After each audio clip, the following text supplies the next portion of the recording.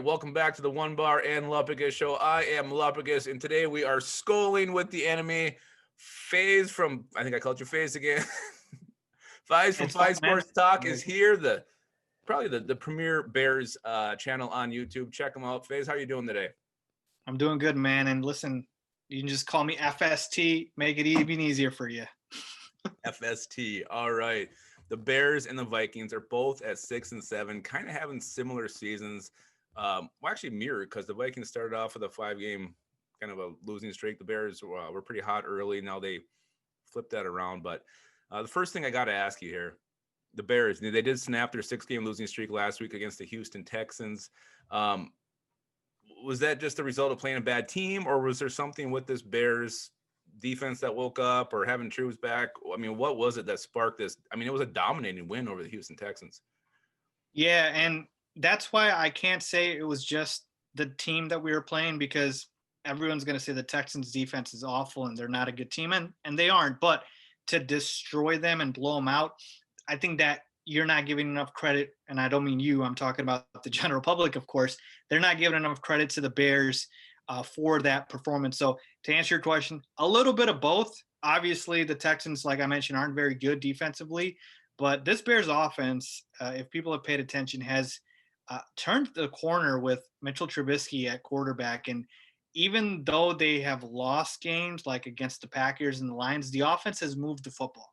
And that's a far cry from the offense with Nick Foles. And you would know that in that first game against Minnesota, that was like a 19-13 game. We couldn't move the football. So the offense is playing a lot better. The defense also playing up to the level that they were. They fell off a little bit against the Lions. They allowed like 34 points. And then the Packers game, we just weren't good overall. But I think it's a little bit of both. Offense is playing well, and the Texans aren't very good. Well, I was hoping you were just going to say it was the Texans, so makes me a little bit nervous. All right, so let's talk a little long-term things before we actually jump into this game. Matt Nagy feels like the seat under him is getting hotter and hotter. What are the chances right now he actually returns as a Bears head coach next year? You know, I'm really torn on this question. I keep going back and forth with myself. Before this win against the Texans, I guess you could say that, Matt Nagy was pretty much done here in Chicago. And I'm not saying this is the win that keeps him here, but it's weird with Nagy, man, because he has given up play calling, right? So you would think, what's the point of having him if he can't even call the plays? He's an offensive coach. Well, he's a good leader. Guys like playing for him. The Bears haven't given up, right? They could have given up a long time ago, the players on this team. So I think he's got that thing going for him. And the other thing, too, is I think the GM, Ryan Pace, is more likely to go than Nagy. Now, both of them should go because Pace hired Nagy. But there's a chance if we get a new GM that he could decide to keep Nagy. So I know that's a long way of answering your question here, but I think the chances of Matt Nagy, I'm going to say now, 60-40. He's not the coach for the Bears. The only way I see him staying is if we get into the playoffs and we maybe get lucky, win a playoff game, and something like that happens. Otherwise, I think they're going to clean house. And how long has he been there? Has it been 3 years now? 3 years. 2018, won Coach of the Year. People forget. No, I remember. I mean, yeah, the shit he was doing with Tariq Cohen was crazy. All right, so let's look ahead here to the offseason. The Bears and the Vikings, it's going to be kind of interesting because we're going to be picking in that same range. I mean, we're both going to probably end up finishing right around the 8-8 mark, whether it's 7-9, 9-7, 8-8, picking in the 14-19 range right now. So I'm not going to make you give me a player, but what positions do you think the Bears are looking at? Where do you want them to go with their first round pick, which they have not had in 2 years? This one's easy for me. It's two positions. It's quarterback and offensive line. Either which one is fine. If you asked me to pick, put a gun to my head, I'd probably say quarterback, but offensive line could be the pick as well. And the reason I say it's very clear is because we haven't taken an offensive lineman in the first round in forever.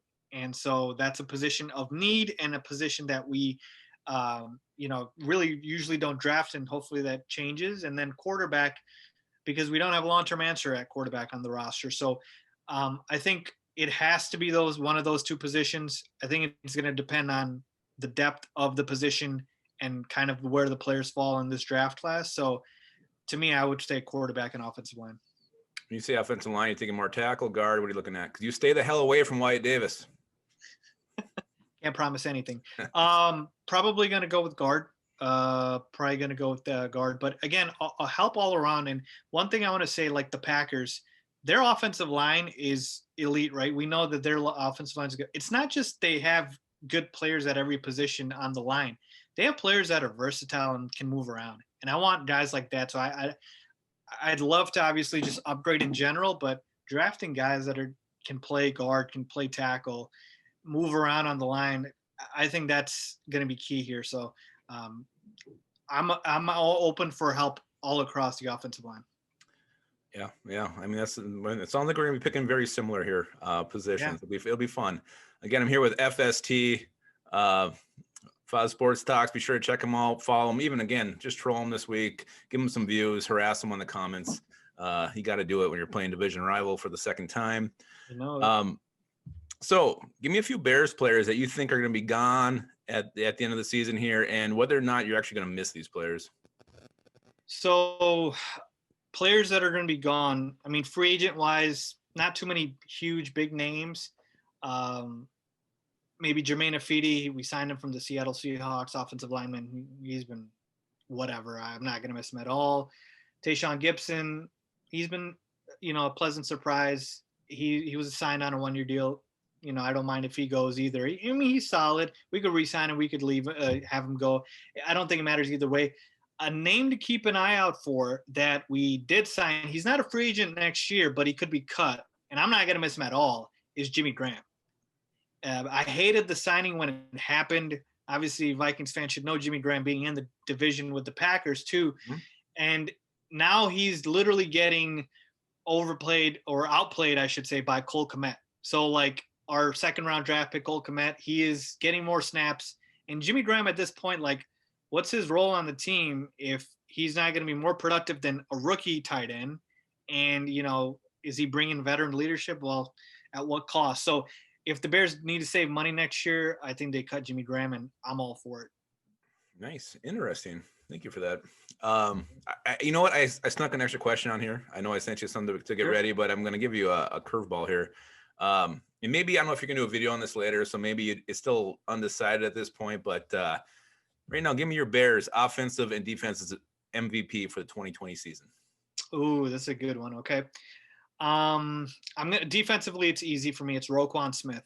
He's been an absolute beast. I think he's got the most tackles on the Bears. He just has had a breakout year. And it's funny, you think I say that, and we have a guy like Khalil Mack on our team. Well, Khalil Mack's been solid, but he's been, kind of what we expect, or maybe a little bit less than that. I know he's had a few down games here and there. Roquan Smith has broken out. So he's become, for sure, to me, the best player on the defense this year, and a building block for the Bears for the future. So one of the good picks Ryan Pace had. And then offensively, I'll probably go with Allen Robinson still. Just the most consistent player on our team. Just crossed 1,000 yards.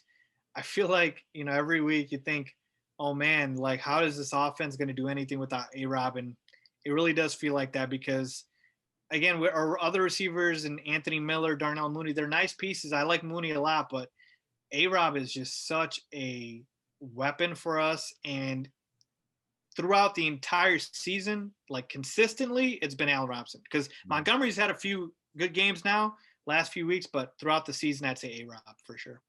And isn't, with Trubes at the quarterback, I mean, he loves throwing to A-Rob. It's like he loves him. I was counting the targets. Isn't like 30-something targets the last 3 games? It's insane. Yeah, it's insane. And I love it for my fantasy team, so I ain't complaining. Well, I'm going to pick A-Rob in some fan duels this weekend, don't you? I guarantee you that. All right, so the Bears somehow sneak into the playoffs. I mean, do you think they have enough talent on this team to not only win a game, but maybe even scrap together some kind of a run? My head says no, obviously, because of the inconsistency with this team. But the one thing I know watching the NFL for years is I don't like playing teams, or people shouldn't like playing teams that get hot. So if the Bears are going into the playoffs because they won 3 in a row, which they pretty much need to do to make the playoffs, then that means they're playing well, they're hot. And any given Sunday, you want to give them the chance. Now, again, all depends on the opponent. If we get somebody from the NFC East, yeah, I'll take my chances. But if we get, a top tier team like the Saints, like the Packers, I'm not going to go out and pick the Bears. So it's going to depend on the opponent. But the thing with this Bears team is, unlike, a team like, let's say the Cardinals, who are in the playoff picture right now, right? They have that last wild card spot. I think we know like what the Cardinals kind of ceiling is, if you will. This Bears team, if their defense clicks, if their offense clicks, special teams, this team has potential that a lot of teams don't, and they have a lot of ceiling that other teams don't. So I guess a long way of saying that with the right opponent, absolutely they could upset them. Am I going to pick them to do it? Probably not. But I think they have a better chance than other teams that are on the outside looking in. Oh, like the team in purple? Yeah. There you go. The Vikings too. All right. Let's talk a little bit about the game here coming up. So they got True's back. He was not there the first time around. It was Nick Foles. David Montgomery they actually have a running back this time. Last time, Cordell Patterson got all the carries and actually did better than he should have. How much a difference are those two going to make when it comes to the Bears offense and just overall their chances of winning this game? Huge. I can't underestimate this, because last game that, obviously we played you guys, you're talking about Cordell Patterson. I think he had 12 carries for like 30 yards. Montgomery's averaging like 100 yards over his last 3 games. He's been on fire. So you're talking about a huge upgrade to the run game. And then Mitchell Trubisky, I mentioned earlier, the offense is just playing so much better. Again, I hate throwing out these numbers because you can skew them any which way, but I think Trubisky has like the second most touchdowns in the last 3 weeks after Aaron Rodgers. So he's just been playing really good football, and hopefully it continues. So an upgrade to the quarterback position from the last time we played the Vikings, and an upgrade to the running back position, I think it's huge. And you can make the argument just over the last 3 games that Montgomery and Trubisky have been one of, if not the best players for the Bears offensively. Yeah, what worries me about Trubisky is just his legs. I mean, that guy can take off. He's fast. If we let him extend some drives, picking up first downs on third down, I'm going to pull my hair out, and I don't got that much left. I don't mean to throw another stat at you, but I think the last time Trubisky lost to the Vikings I think it was 2017 too. Well, I mean, you got to throw a look at some of those games, though. One was a throwaway game last year. I knew. See, this is why I hate throwing out these stats and numbers, because you can manipulate them any way you want, but just wanted to throw that out there. Absolutely. All right, just a couple more with Faiz here from FST. I don't know if you realize this, but Kirk Cousins has actually been able to move the ball with his legs the last couple of games. Are the Chicago Bears prepared to deal with the Vikings' new mobile quarterback?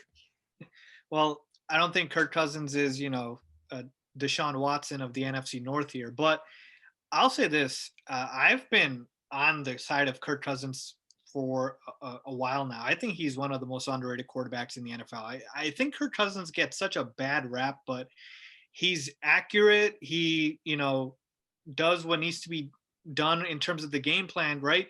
And there's not a lot of quarterbacks that you kind of look at their play and then you kind of look at their numbers and you're like, oh my goodness, like he's putting up these type of numbers. So like the last couple of seasons, Kirk Cousins has had great numbers, and I like Kirk Cousins. As far as him using his legs, I'm still not afraid of that.